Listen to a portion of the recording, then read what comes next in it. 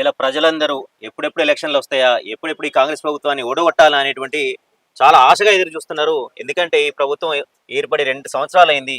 ఇప్పటి వరకు వాళ్ళు అధికారంలోకి రావడానికి ముఖ్య కారణమైనటువంటి 6 గ్యారంటీలు ఏవైతే ఉన్నాయో ప్రజలకు అరచేతిలో వైకుంఠం చూపించి వాళ్ళని ఇలా ఓట్లు వేయించుకొని ప్రభుత్వం ఫామ్ చేసిర్రు.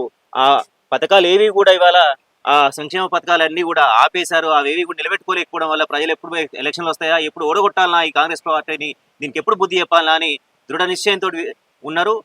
దాంట్లో భాగంగా ఇవాళ హైదరాబాద్లోని ప్రజలు కూడా ఎలక్షన్లలో జూబ్లీస్ బై ఎలక్షన్లలో బీఆర్ఎస్ పార్టీని గెలిపించడానికి ఎప్పుడెప్పుడా అని ఎదురు చూస్తూ ఉన్నారు.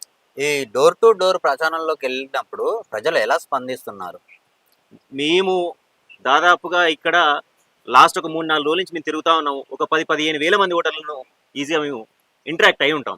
ఎక్కడ పోయినా కూడా వాళ్ళు చెప్పేది ఏంటంటే, మాగంటి గోపీనాథ్ గారు గత 3 టర్ములుగా ఇక్కడ మాకు ఎమ్మెల్యేగా ఉండి మాకు అందుబాటులో ఉన్నాడు. అనేక సామాజిక కార్యక్రమాలు, సంక్షేమ కార్యక్రమాలు, తర్వాత అనేక మాకు ఏ సహాయం కావాలన్నా, ఏ ఆపద వచ్చినా కూడా, ఏ రాత్రి అయినా కూడా మాకు వెంటనే ఆదుకున్నారు. కానీ ఇప్పుడు ఆయనే అకాల మరణం చెంది ఇవాళ లేడు.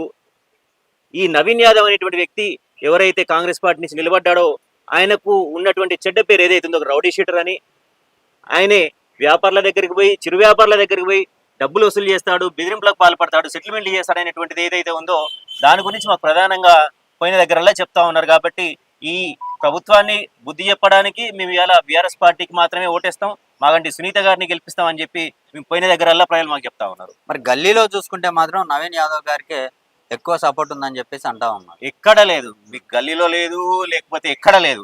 మీరు చూడండి, మీరు ఇప్పుడు ఇప్పుడు మీరు ఎక్కడికి పోయినా కూడా, మీరు ఉదయం పూట పార్కులకు పోండి, లేకపోతే ఇలైట్ పీపుల్ దగ్గర పోండి,